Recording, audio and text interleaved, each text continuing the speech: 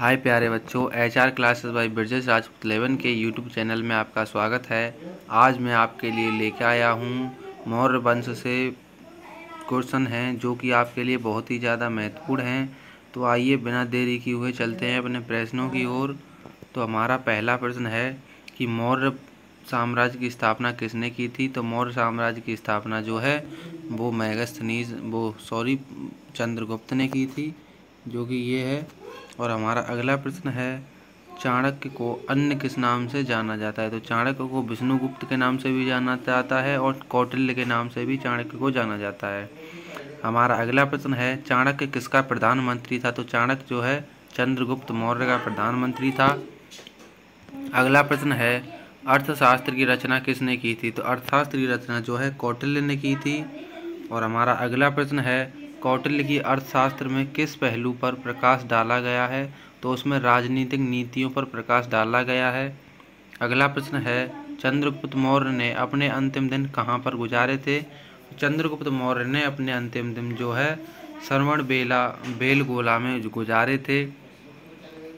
हमारा अगला प्रश्न है, किस राजा की कहानी मुद्रा राक्षस नाटक का विषय है। तो वो चंद्रगुप्त मौर्य की कहानी है जो कि मुद्रा राक्षस नाटक का विषय है।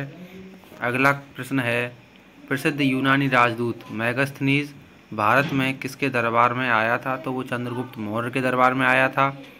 अगला प्रश्न है, इंडिका पुस्तक के लेखक कौन है। तो वो मेगास्थनीज है। अगला प्रश्न है, बिंदुसार के शासन के दौरान शांति कहाँ पर थी। तो वो तक्षशिला में थी। अगला प्रश्न है, हूणों के आक्रमण से कौन सा राजवंश अत्यंत विचलित हुआ था। तो वो गुप्त वंश हुआ था। अगला प्रश्न है, हरिसेन किसके दरबारी कवि थे। तो वो समुद्रगुप्त के थे। अगला प्रश्न है, स्कंदगुप्त को किस लेख से शक्रोपम कहा गया। तो वो उन्हें कहोम स्तंभ लेख के नाम से शक्रोपम कहा गया। अगला प्रश्न है, सांख्य दर्शन किस सिद्धांत का प्रतिपादन करता है। तो वो पुनर्जन्म का करता है।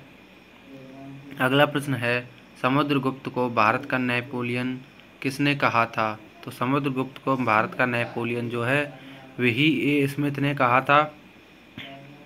अगला प्रश्न है, समुद्रगुप्त के प्रयाग प्रशस्त के स्तंभ लेख में किस शासक का उल्लेख मिलता है। तो वो जहांगीर का उल्लेख मिलता है। अगला प्रश्न है, समुद्रगुप्त का शासनकाल कितना था। तो समुद्रगुप्त का शासनकाल जो है 385 से 380 ईस्वी तक था। अगला प्रश्न है, सती प्रथा का प्रथम अभिलेख एरड़ अभिलेख से मिलता है। यह अभिलेख किस सदी का था। तो वो 510 ईस्वी का था। अगला प्रश्न है, सती प्रथा का उल्लेख कहाँ से मिलता है। तो सती प्रथा का उल्लेख जो है एरड़ अभिलेख से मिलता है। अगला प्रश्न है, शतरंज का खेल किसके शासनकाल में हुआ था। तो शतरंज का खेल जो है गुप्त काल में हुआ था। पहले इसे चतुरंग कहा जाता था। अगला प्रश्न है, शक विजेता किस गुप्त शासक को कहा जाता है। तो शक विजेता जो है चंद्रगुप्त द्वितीय को कहा जाता है। अगला प्रश्न है, वराहमिहिर द्वारा रचित रचना कौन सी है। तो वो बृहद संहिता है। अगला प्रश्न है, रिद्धपुर ताम्रपत्र अभिलेख में गुप्त वंश का प्रथम शासक किसे माना गया है। तो वो घटोत्कच को माना गया है। अगला प्रश्न है, महाधिराज की उपाधि किस गुप्त शासक ने धारण की थी। तो वो चंद्रगुप्त प्रथम यानी कि चंद्रगुप्त मौर्य ने की थी। अगला प्रश्न है, मंदिर निर्माण कला का जन्म कब और किस युग में हुआ। तो मंदिर निर्माण कला का जो वो जन्म है वो गुप्त काल में हुआ था। अगला प्रश्न है, भारत की किस रचना का सर्वप्रथम यूरोपीय भाषा में अनुवाद किया गया था। वो अभिज्ञान शाकुंतलम का किया गया था, जो कि कालिदास की रचना है, जो कि एक नाटक है। अगला प्रश्न है, भारत का शेक्सपियर किसे कहा जाता है। तो वो कालिदास को कहा जाता है। अगला प्रश्न है, भारत का नेपोलियन किसे कहा जाता है। तो वो भारत का नेपोलियन समुद्रगुप्त को कहा जाता है। हमारा अगला प्रश्न है, बौद्ध धर्म के मौलिक सिद्धांतों पर आधारित अभिधर्म कोश की रचना किसने की थी। तो वो वसुबंधु ने की थी। अगला प्रश्न है, बाल विवाह की प्रथा कब प्रारंभ हुई। तो वो गुप्त काल में हुई थी। अगला प्रश्न है, प्रयाग प्रशस्ति के लेखक कौन थे। तो वो हरिसेन थे। अगला प्रश्न है, प्रभावती गुप्त के पूना स्थित ताम्रपत्र अभिलेख में किस गुप्त शासक का उल्लेख मिलता है। तो वो श्री गुप्त के मिलता है। अगला प्रश्न है पूर्व मीमांसा की रचना किसने की थी? तो पूर्व मीमांसा की रचना जो है जैमिनी ने की थी। अगला प्रश्न है पारा का आविष्कार किस समय में हुआ था? तो वो गुप्त काल में हुआ था। अगला प्रश्न है परम भागवत की उपाधि किस गुप्त शासक ने धारण की थी? तो वो चंद्रगुप्त द्वितीय ने की थी। अगला प्रश्न है नालंदा विश्वविद्यालय की स्थापना किसने की थी? तो वो कुमारगुप्त ने की थी। अगला प्रश्न है चीनी यात्री पहान किसके शासनकाल में भारत आया था? तो वो चंद्रगुप्त द्वितीय के में आया था। अगला प्रश्न है चरक किसके राज वैद्य थे? तो वो कनिष्क के थे। अगला प्रश्न है चंद्रगुप्त द्वितीय के शासन काल में कला साहित्य विद्या का महान केंद्र कौन सा था? तो वो उज्जैन था। अगला प्रश्न है चंद्रगुप्त के उत्तराधिकारी कौन थे? तो वो समुद्रगुप्त थे। अगला प्रश्न है चक्रीय चतुर्भुज के सिद्धांत का वर्णन किसके द्वारा किया गया था? तो वो ब्रह्मगुप्त 7वीं शताब्दी में किया गया था, जो कि ब्रह्मगुप्त के द्वारा किया गया था। अगला प्रश्न है गुप्त काल की राज दरबारी भाषा कौन सी थी?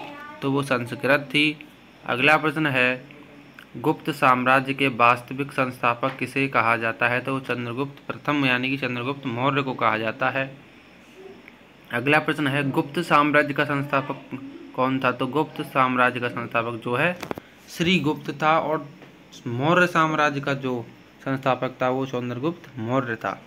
अगला प्रश्न है गुप्त सम्राट जिसने हूणों पर विजय प्राप्त किया था? तो वो स्कंदगुप्त ने की थी।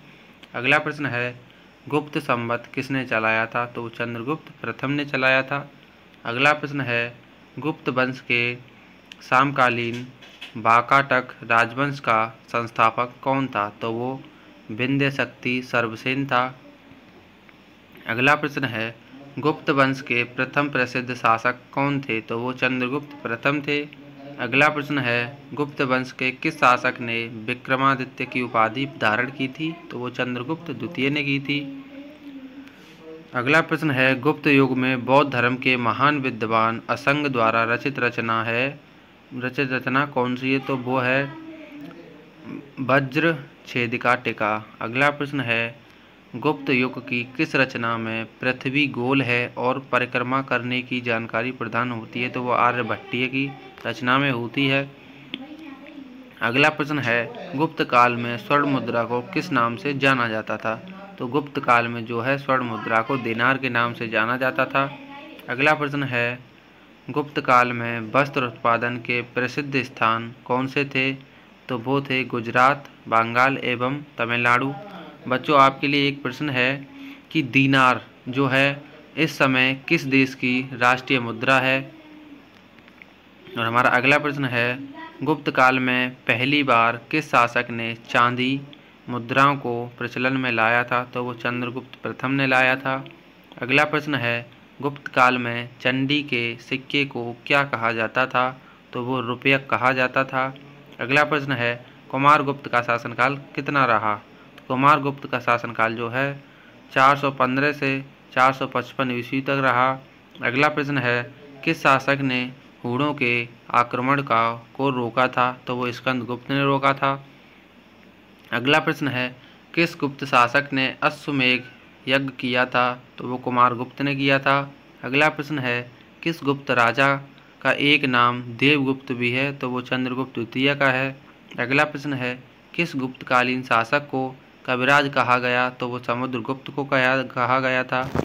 तो बच्चों हमारी वीडियो यहीं पर ख़त्म होती है। अगर आपको वीडियो पसंद आई हो तो लाइक करना, चैनल को सब्सक्राइब करना, और मैंने जो आपको वो प्रश्न दिया है कि दिनार किस देश का राष्ट्रीय मुद्रा है, तो उसको कमेंट करके बताइए। तो ठीक है बच्चों, चलते हैं। जय हिंद, वंदे मातरम।